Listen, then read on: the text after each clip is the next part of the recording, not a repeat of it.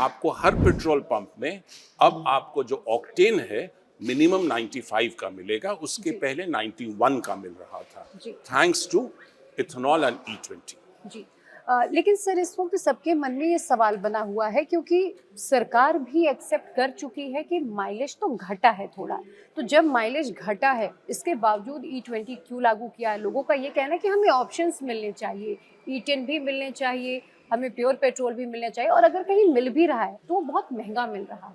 जी आप अगर ये पूरा प्रोग्राम देखें तो ये प्रोग्राम 4-5 बहुत इम्पॉर्टेंट बेनिफिट्स पे खड़े हैं।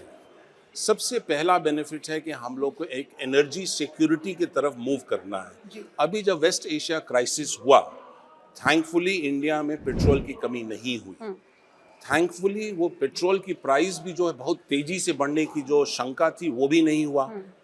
आप ये इमेजिन करें, अगर 20% इथेनॉल अगर हम नहीं ऐड कर रहे होते पेट्रोल में, आपको शायद मालूम होगा कि भारत सरकार ने एक प्रेस नोटिफिकेशन में 1.5 साल पहले ये बोला है कि इनको जो ethanol landed price at petrol pump है 71 रुपी 30 पैसा पड़ता है। तो 71 rupee as compared to a high petrol price, जब 20% हम डाले तो पेट्रोल प्राइस को इन्होंने थोड़ा सा कंट्रोल किया। अगर ये 20% इथेनॉल नहीं होता तो शायद पेट्रोल प्राइस और fuel price due to West Asia crisis ज़्यादा प्रॉब्लमैटिक होता। सेकेंड, अगर ये 20% इथेनॉल नहीं होता मिश्रित, तो हमें 20% और पेट्रोल इंतजाम करना पड़ता, और अगर इंतजाम नहीं होता तो there would have been a problem at the petrol pumps. So therefore E20 आने से ये बेनिफिट्स हैं। आपने बहुत इंपॉर्टेंट एक चीज पूछा है, माइलेज, और हम लोग इंडिया में माइलेज को लेके थोड़ा ज्यादा कंसर्न्ड है as compared to any other country. बहुत ही जायज भी है, बिकॉज छोटे बड़े सारे लोग 2 व्हीलर और 4 व्हीलर चलाते हैं। नाउ E20 जब हम डालते हैं तो obviously government has also accepted, और बहुत सारे रिसर्च पेपर्स हैं ARI के, इंडियन इंस्टीट्यूट ऑफ पेट्रोलियम के, विच से कि 3 से 6% आपकी घटती है माइलेज। लोग ज़्यादा की बात करते हैं। Now mileage also depends not only on fuel but also on कितना आप ब्रेकिंग कर रहे हो, कितना एक्सेलरेशन कर रहे हो, टायर प्रेशर हुआ, टायर अलाइनमेंट हुआ, मेंटेनेंस ऑफ गाड़ी हुई। सो बहुत सारी चीज़ों पे डिपेंड करता है, रोड कंडीशंस हुए, कितने ट्रैफिक लाइट्स हुए, बहुत सारे। तो एक ही नेगेटिव है कि 3 से 6% आपकी माइलेज ड्रॉप होती है, बट पॉजिटिव्स बहुत सारे हैं। नाउ सेकंड, जो आपने बोला कि कंज्यूमर को चॉइस चाहिए E0, E10, E20, बट जैसे मैंने बताया कि आपको एक एनर्जी सिक्योरिटी बहुत इंपॉर्टेंट होगा आज से आगे जाने के लिए, बहुत ज़रूरी है। जो ब्राज़ील ने अपने आप को काफ़ी कुछ संभाल लिया है, और वहाँ करीब 48% इथेनॉल यूज़ होता है और 52% पेट्रोल यूज़ होता है। हम लोग उस डायरेक्शन में मूव करें।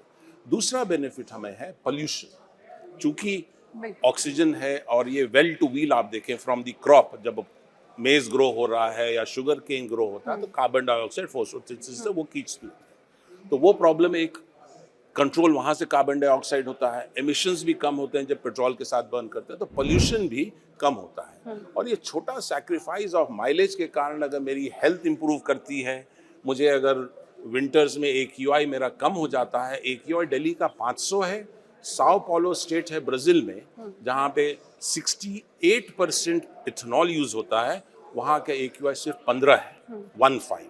तो we should imagine and take all those benefits together. Farmers को बेनिफिट होता है, रूरल डेवलपमेंट होता है, so there are many benefits. That is why the base fuel E20 should be there. हमने तमाम ये बेनिफिट्स जो हैं वो आपने गिनाए, हमारे दर्शकों ने समझा भी, लेकिन माइलेज घट रहा है और पैसे हमें उतने ही देने पड़ रहे हैं जितने हमें देने पड़ रहे थे। तो ये भी कंसर्न है कंज्यूमर्स का, फिर रेट्स कम होने चाहिए, क्योंकि माइलेज अगर घटा है तो उन्हें फ्यूल ज्यादा भरवाना पड़ेगा। I totally agree.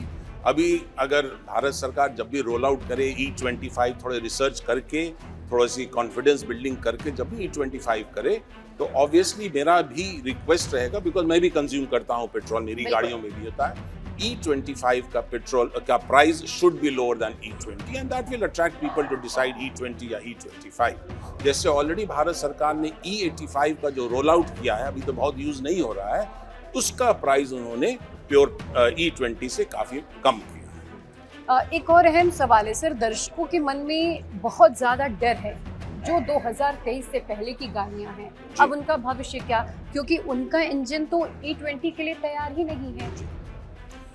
देखिए 2021 की एक स्टडी है, बहुत महत्वपूर्ण स्टडी है, by the automotive research association of India, Pune में बेस्ड है, Indian institute of petroleum Dehradun, oil marketing companies and the automobile manufacturers का ये जॉइंट स्टडी है 2021 का।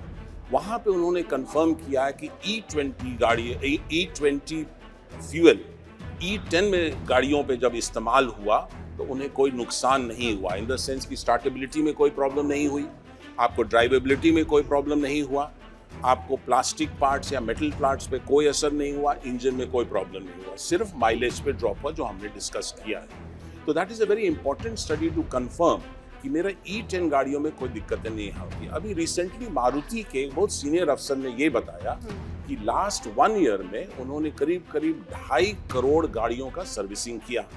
उस 2.5 करोड़ गाड़ियों में से 1.4 करोड़ गाड़ियां E10 कंप्लायंट थी, मतलब 2023 की पहली गाड़ियां थी। और उन्होंने बोला कि एक भी गाड़ी 1.4 करोड़ गाड़ियों में से एक भी गाड़ी में कोई भी कंसर्न E20 के कारण नहीं आया है। That's a very important confirmation from Maruti.